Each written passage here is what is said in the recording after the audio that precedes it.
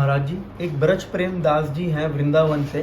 वो प्रश्न पूछ रहे हैं कि उन्होंने सुना है कि गौड़िया वैष्णव में परंपरा होती है, फिर उन्होंने सुना कि नित्यानंद परिवार भी होते हैं, अद्वैत परिवार भी होते हैं, तो ये परंपरा और परिवार में भेद क्या होता है, वो जानना चाह रहे हैं।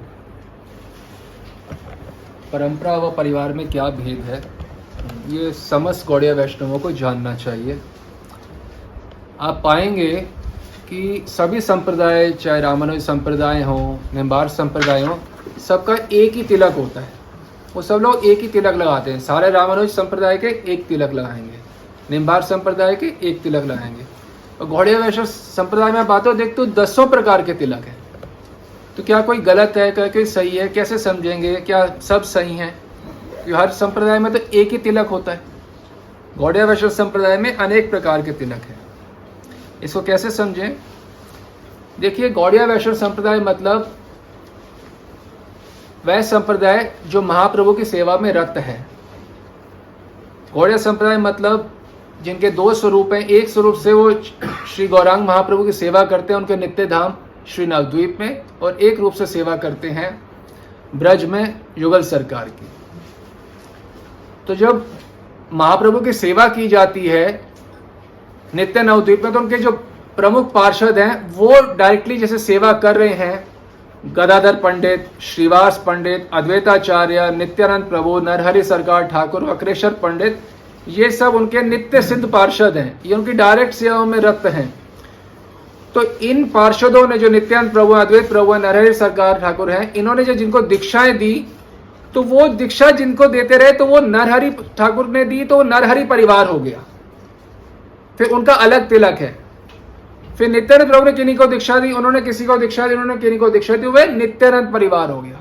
उसी प्रकार से अद्वैताचार्य ने किन्हीं को दीक्षा दी, फिर उन्होंने दीक्षा दी, आगे देते गए, तो वो अद्वैत परिवार। वैसे ही गदाधर परिवार है, वैसे ही श्रीवास पंडित का परिवार है।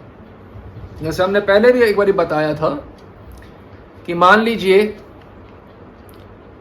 नित्यानंद प्रभु ने 3 लोगों को दीक्षा दी, तो वे नित्यानंद प्रभु ने माधवदास, कृष्णदास और श्यामदास, तो फिर कृष्णदास ने अलग दीक्षा दी, श्यामदास ने अलग दीक्षा दी। तो जब वो परंपरा, जो आज तक परंपरा चल रही है 500 साल तक, तो वो नित्यानंद परिवार के अंतर्गत तो सारी परंपरा आ जाएगी, परंतु कोई श्यामदास के परिवार हो जाएगा, परिवार तो नित्यानंद प्रभु का, परंपरा जो हो जाएगी कोई श्यामदास के अंतर्गत हो जाएगी, कोई माधवदास के अंतर। तो नित्यानंद परिवार तो है जो प्रमुख, जो नित्य सिद्ध पार्षद है, नित्यानंद प्रभु, अद्वैत प्रभु, इनके थ्रू परिवार आते हैं, और इनके अंतर्गत जिनकी भी दीक्षा होती है वह परंपरा के अंदर दीक्षा मानी जाती है। अब जैसे गौर किशोरदास बाबा जी हैं, वह अद्वैत परिवार के अंतर्गत उनकी दीक्षा हुई है, तो वो जितनी सारी सेवा करते हैं वे अद्वैत परिवार के अंतर्गत होके करते हैं। उनका तिलक जो अद्वैत परिवार का बिल्कुल अलग है। वह नरहरि सरकार ठाकुर का तिलक बिल्कुल अलग है। जैसे ये हमारा ग्रंथ है दिया गौड़िया वैष्णव, इसके पृष्ठ 118 में बताया गया, अलग अलग तिलक दिखाए हैं बना के।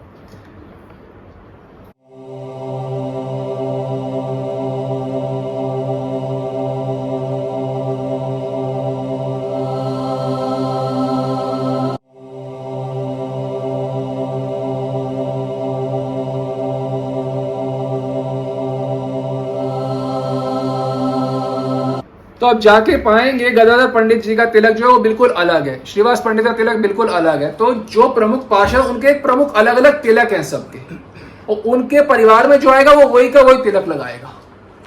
इसलिए गौड़िया वैष्णव समाज में अलग अलग प्रकार के तिलक हैं। जैसे हमारा तिलक देख रहे हैं, ये नित्यानंद परिवार का तिलक है। गौर किशोर बाबा जी का ऐसे सर्कुलर सा होता है, वह है अद्वैत परिवार का तिलक।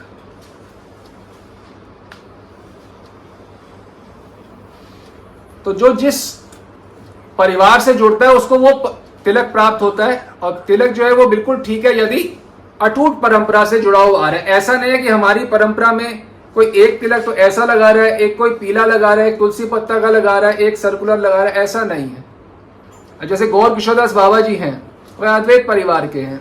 जगन्नाथ दास बाबा जी हैं, वह नित्यानंद परिवार के हैं। तो ये कभी भी एक परंपरा में नहीं हो सकते। परंपरा मतलब पहले वो परिवार से जुड़ी होनी चाहिए। परंपरा सही है कि नहीं, उसका निर्णय सबसे पहले किया जाएगा कि आप देखेंगे कौन से परिवार के अंतर्गत आती है। यदि एक परंपरा में नित्यानंद गोरक्षदास बाबा जी हैं, जगन्नाथ दास बाबा जी हैं, तो वो तो किसी परिवार के अंतर्गत आ ही नहीं सकती, क्योंकि गोरक्षदास बाबा जी अद्वैत परिवार के अंतर्गत सेवा करते हैं।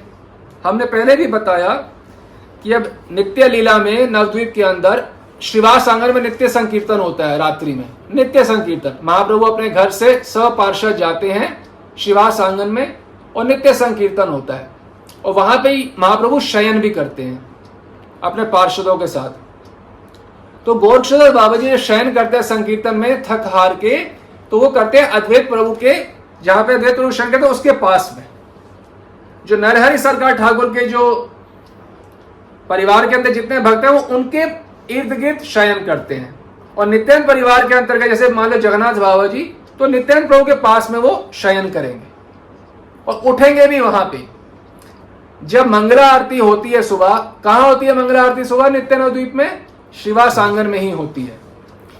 तो श्रीवास आंगन में मंगला आरती के लिए जाते हैं, तो जैसे साधक जो हम होते हैं, पहले हम कुल्ला करते हैं, मुख पहुंचते हैं, फिर अपने गुरुदेव का कुल्ला कराते हैं, मुख पहुंचते हैं। ऐसे हम अपने कोई गुरु परंपरा के साथ जब उन्होंने कुल्ला कर लिया, मुख पहुंचते, तो फिर हम जैसे हम नित्यानंद परिवार के, तो नित्यानंद प्रभु के पास पहले जाएंगे, फिर नित्यानंद प्रभु के साथ होके हम सब इकट्ठे महाप्रभु के पास जाएंगे उनके दर्शन और उनकी सेवा के लिए।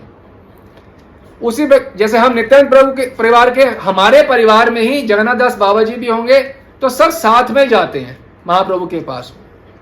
और जो गोरक्षदास बाबा जी हैं वह शयन करते हैं अद्वैत परिवार, क्योंकि वो अद्वैताचार्य के परिवार में, तो उनके पास में शयन करते हैं। वे अपने गुरुदेव श्री नंद किशोर गोस्वामी को पहले उठाएंगे, उनका कुल्ला करवाएंगे, उनका मुख प्रक्षाल चरण धोएंगे उनके।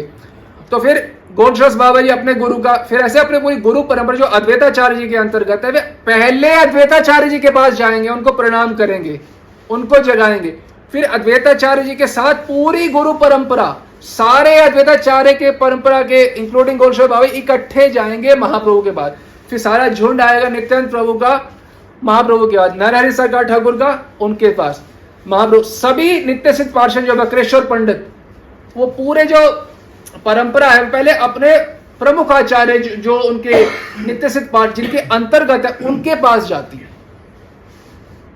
तो परंपरा और परिवार में भेद मालूम होना बहुत जरूरी है। हम किसी प्रमाणिक परंपरा में हैं या नहीं, ये जानने के लिए पहले ये जानना पड़ेगा हम किसी प्रमाणिक परिवार में भी हैं कि नहीं। यदि परिवार एक नहीं है तो परंपरा निश्चित रूप से अप्रमाणिक है। और जो प्रमाणिक परंपरा होती है उसमें सभी के सभी भक्त सफेद वस्त्र डालते हैं, सैफरन क्लॉथ कोई भी नहीं डालता। रंगीन कपड़े जो होते हैं वो केवल दो जन डालते हैं नित्य नवद्वीप में। एक है गौरांग महाप्रभु जो कि पीतांबर डालते हैं, और एक है नित्यानंद प्रभु जो कि नीलांबर डालते हैं। बाकी सारे पार्षद, चाहे वो गदाधर पंडित हो, श्रीवास पंडित हो, जितने भी जगन्नाथ दास बाबा जी हो, गोरक्षदास बाबा जी हो, जितने भी पार्षद, जितने भी सब भक्त हैं, सब लोग सफेद वस्त्र डालते हैं। तो सैफरन क्लॉथ जो है प्रमाणिक परंपरा में, प्रमाणिक परिवारों में होता ही नहीं है। और कैसे पता चले कि परंपरा प्रमाणिक है कि नहीं? ऐसा नहीं है कि परंपरा के अंदर किसी ने जनेऊ डाला हुआ है, किसी ने लाल वस्त्र डाला हुआ है, किसी ने जनेऊ नहीं डाला, किसी ने गोल तिलक लगाया, किसी की सिद्ध प्रणाली हुई है, किसी की नहीं हुई है। ये सब इकट्ठा करके ये कोई परंपरा नहीं है। गोरकिशोरदास बाबा जी हैं, उनके गुरुदेव ने सिद्ध प्रणाली दिया। जगन्नाथ दास बाबा जी महाराज, उनको उनके गुरुदेव ने सिद्ध प्रणाली दिया, उन्होंने आगे सिद्ध प्रणाली दिया। भक्तिविनोद ठाकुर ने अपने पुत्र तक को सिद्ध प्रणाली दिया। तो इस प्रकार से सारी परंपराओं में जितने भी हैं सिद्ध प्रणाली देते हुए आ रहे हैं, और ये षड गोस्वामी के समय से चल रहा है। गोपाल भट्ट गोस्वामी ने श्रीनिवास आचार्य जी को सिद्ध प्रणाली दिया। ये प्रेम विलास ग्रंथ में आप पढ़ सकते हैं। प्रमाणिक परंपरा मतलब वही पथ, वही चीजें पालन हो रही हैं जो अनादिकाल से हो रही हैं। जैसे कि हमारे गुरुदेव हैं शिलानंदास बाबा जी, उनके गुरुदेव श्री कुंज विहार दास बाबा जी, ऐसे हमारे को हमारे सारे गुरुवर का नाम पता है नित्यानंद प्रभु तक। तो इससे पता चलता है हम नित्यानंद परिवार के अंतर्गत हैं। तो यदि गोरक्षदास बाबा जी महाराज हैं, अगर हम उनकी परंपरा में हैं, तो हमें सारे नाम पता होने चाहिए महाप्रभु तक के। कैसे पता चलेंगे? अद्वैताचार्य की परंपरा में है तो गोरक्षदास बाबा जी का अगर कोई शिष्य कहते हैं कि हम उनके शिष्य हैं, तो उनके गुरुदेव का नाम क्या है आपको वो भी नहीं पता। उनके गुरुदेव कौन है? गोरक्षदास बाबा जी गुरुदेव कौन है नहीं पता, उनके गुरुदेव के गुरुदेव कौन है वो भी नहीं पता, उनके गुरुदेव कौन है वो भी नहीं पता। तो वो जब सब पता होंगे तो आप अद्वैत परिवार में हैं। ऐसा नहीं है कि हम गोरक्षदास बाबा जी महाराज के से दीक्षित हैं और हम फोटो लगा रहे हैं नित्यानंद परिवार में जगन्नाथ बाबा जी के भक्ति ठाकरे। ये कोई परंपरा नहीं है अद्वैत परिवार की। यानी नित्यानंद परिवार के अंदर अद्वैत गोरक्षदास बाबा जी नहीं हो सकते और गोरक्षदास बाबा जी की परंपरा में जगन्नाथ दास बाबा जी नहीं हो सकते। ये अलग परंपराएं हैं, अलग परिवार हैं।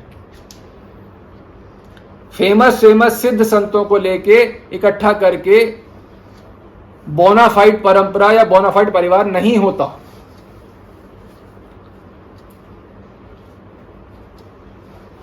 और परंपरा बनाई नहीं जाती कि हमें ये इनकी भक्ति अच्छी लगती है तो हमने इकट्ठा इनको अपनी परंपरा में डाल लिया। तो मतलब हम कितना डिसरिस्पेक्ट कर रहे हैं गोरक्षदास बाबा जी महाराज के गुरुओं की। वो इतना भी उनकी वैल्यू नहीं है कि उनकी हम फोटो अपने ऑल्टर में डाल सकें, जो कि आराध्य देव हैं गोरक्षदास बाबा जी। वो उनकी पूजा करते हैं, नित्य उनके सेवक हैं अपने गुरुदेव के। नंद किशोर गोस्वामी के सेवक हैं गोरक्षदास बाबा जी, उनके नित्य गुरु हैं। धाम में भी उनका नाम भी नहीं पता इस्कॉन गौड़िया मठ में किसी को कि गोरक्षदास बाबा जी गुरु कौन है। प्रामाणिकता तो खैर प्रश्न ही नहीं उठता। हम 150 लोगों ने जब इस्कॉन छोड़ा था सन 2009 में, कोई ऐसे ही नहीं छोड़ दिया था। मालूम चला रे प्रामाणिक कोई परिवार ही नहीं है, बड़े बड़े सिद्ध महात्माओं को इकट्ठा जोड़ दिया गया। भोग लगाने की पद्धति कोई है ही नहीं। नमो विष्णु पदाय से ऐसे कोई भोग लगता है? भोग तो बीज मंत्रों द्वारा लगता है, विधि विधान से भोग लगता है। पहले 3 प्रभु को भोग लगता है, उनके बाद उनका प्रसादी दिया जाता है गदाधर श्रीवास पंडित को, फिर गोस्वामी वर को। ऐसा नमो महावत देना है बोलो और किसी को भी भोग लगा दो। हमें जो पता है प्रामाणिक भोग कैसे लगता है, प्रामाणिक परिवार क्या होता है, प्रामाणिक परंपरा के, तभी तो हम सब इतने सब लोगों ने इस्कॉन छोड़ के या राधा कुंड में आश्रय स्वीकार किया था। परंपरा और परिवार में भेद जानना अति आवश्यक है। यही हमारा सिद्धि के उपरांत नित्य नवद्वीप में मार्ग प्रदर्शित करता है। तो सर्वप्रथम यह जानिए कि जिस परंपरा से हम जुड़े हैं वह प्रामाणिक परिवार में है या नहीं। यदि परिवार ही एक नहीं तो प्रामाणिक परंपरा होने का तो प्रश्न ही नहीं उठता।